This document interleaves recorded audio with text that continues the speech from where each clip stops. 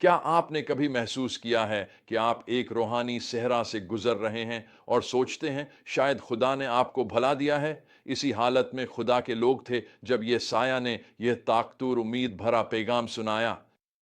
لیکن یہ سایہ کی پیشین گوئیوں کے ذریعے ہم ایک گہری حقیقت جانتے ہیں، یہاں تک کہ ہمارے سب سے تاریک لمحوں میں بھی خدا اپنے وعدہ شدہ مسیحا کے ذریعے امید اور بحالی لانے کے لیے کام کر رہا ہے۔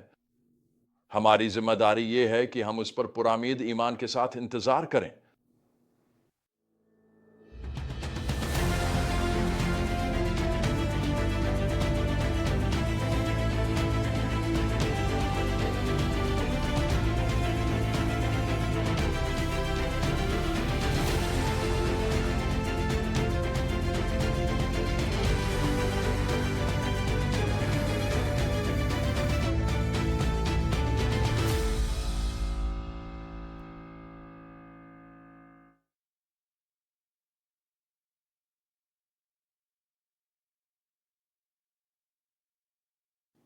یہ سایہ ابتدا میں خدا کے لوگوں سے ان کی روحانی حالت کے بارے میں ایمانداری سے بات کرتے ہیں۔ وہ دعوی کرتے ہیں کہ وہ خدا کی عبادت کرتے ہیں، لیکن ان کے دل اس سے دور ہیں۔ وہ مذہبی رسومات ادا کر رہے ہیں مگر سچی عقیدت کے بغیر۔ پھر بھی اس سرزنش میں ہم خدا کے رحم دل کو دیکھتے ہیں۔ وہ فرماتا ہے، آپ نے ہی نام کی خاطر میں اپنے غضب کو روکے رکھتا ہوں، اپنی حمد کی خاطر میں اسے تم سے روکتا ہوں، تاکہ تمہیں مکمل طور پر ہلاک نہ کروں۔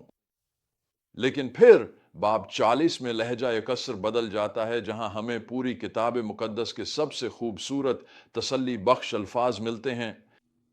تسلی دو میرے لوگوں کو، تمہارا خدا فرماتا ہے، یروشلم سے نرمی سے بات کرو۔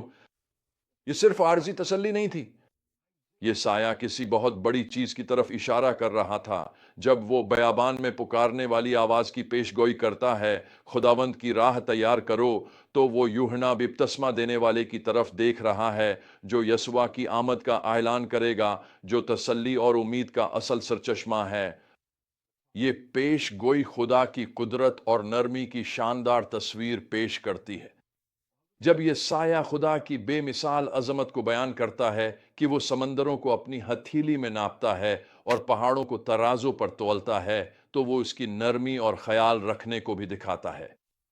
وہ اپنے ریوڑ کی چرواہے کی طرح دیکھ بھال کرتا ہے، وہ بروں کو اپنی بانہوں میں سمیٹتا اور اپنے دل کے قریب لے جاتا ہے۔ طاقت اور نرمی کا یہ امتزاج ان ابواب کو خاص طور پر اس وقت معنی خیز بنا دیتا ہے جب آپ مشکل وقت سے گزر رہے ہوں۔ سب سے زیادہ حوصلہ افزا اقتباسات میں سے ایک یہ سایہ 40 کی آیات 28 سے 21 میں آتا ہے، جہاں ہم سیکھتے ہیں کہ جب ہم تھک جاتے ہیں، خدا کبھی نہیں تھکتا۔ خداوند ہمیشہ رہنے والا خدا ہے، زمین کے کناروں کا خالق۔ وہ نہ تھکتا ہے نہ کمزور پڑتا ہے۔ یہ حقیقت اس وقت بہت ذاتی ہو جاتی ہے جب ہم پڑھتے ہیں کہ جو لوگ خداوند پر امید رکھتے ہیں یا اس کا انتظار کرتے ہیں، ان کی طاقت دوبارہ بحال ہو جاتی ہے۔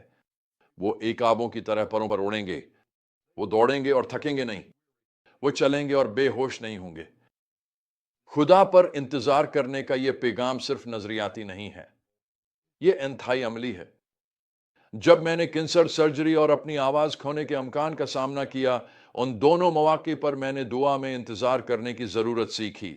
یہ طویل انتظار کے لمحات سست نہیں تھے، یہ وہ سرگرم اوقات تھے جب میں نے خدا کا چہرہ تلاش کیا اور اس کی حضوری میں اپنی طاقت کو دوبارہ حاصل کیا۔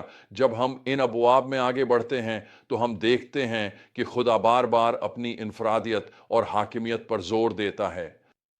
میں پہلا ہوں اور میں آخری ہوں، میرے سوا کوئی خدا نہیں ہے، وہ اعلان کرتا ہے۔ یہ صرف مذہبی دعوی نہیں ہے، اس کا مقصد ہمیں اس کی وعدے پورے کرنے کی قدرت پر اعتماد دینا ہے۔ جب یہ سایہ سائرس کا نام لے کر اس کی پیدائش سے بہت پہلے نبوت کرتا ہے، تو یہ خدا کے تاریخ پر مکمل اختیار اور اس کے کلام پر وفاداری کو ظاہر کرتا ہے۔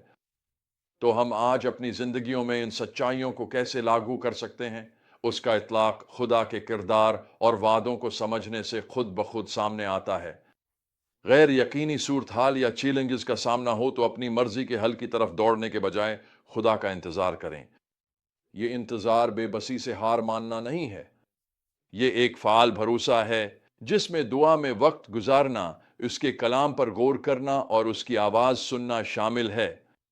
जिस तरह खुदा ने जलावतनी वालों के लिए ताकत ताज़ा की, वैसे ही वो हमारा हौसला ताज़ा करता है जब हम उसके इंतज़ार में वक्त गुजारते हैं। चाहे हम सेहत के मसाइल, रिश्तों की मुश्किलात या करियर की गैर यकीनी सौरतहाल से गुजर रहे हों, उसूल एक ही है। हमारी उम्मीद हमारे अपने वसाइल से नहीं आती, बल्कि इस खुदा से आती है जो कभी थकता नहीं है। ये साया का पैगाम हमें याद दिलाता है कि उम्मीद सिर्फ मुस्बत सोच नहीं है, ये खुदा की ज़ात और उसके वादों में जड़ी हुई है। वही खुदा जिसने मसीहा का वादा किया और यस्वा में उस वादे को पूरा किया, आज भी हमारी जिंदगियों में काम कर रहा है। वो लोगों को तसल्ली देता है, वो आज भी हमारी ताकत को ताज़ा करता है, और वो आज भी हमें वादियों से निकाल कर चोटियों तक ले जाता है। जब हम खुद को कमज़ोर या मायूस महसूस करें, तो हम ये याद रखें, हमारा खुदा इतना ताकतवर है कि कायनात को नाप सकता है, और इतना मेहरबान है कि हमें अपने दिल के करीब उठा सकता है। आज हमारे लिए चैलेंज वही है जो ये साया के सामीन के लिए था। हम खुदा के वक्त पर भरोसा और इंतजार करेंगे। क्या हम अपनी खुद एतमादी की थकन को उसकी ताज़ा करने वाली ताकत से बदलेंगे? वादा अब भी बाकी है। खुदावंद का इंतजार करो और तुम्हारी ताकत फिर से बहाल होगी, तुम्हारी उम्मीद लौट आएगी और तुम्हारा ईमान मजबूत होगा, चाहे आगे कुछ भी हो।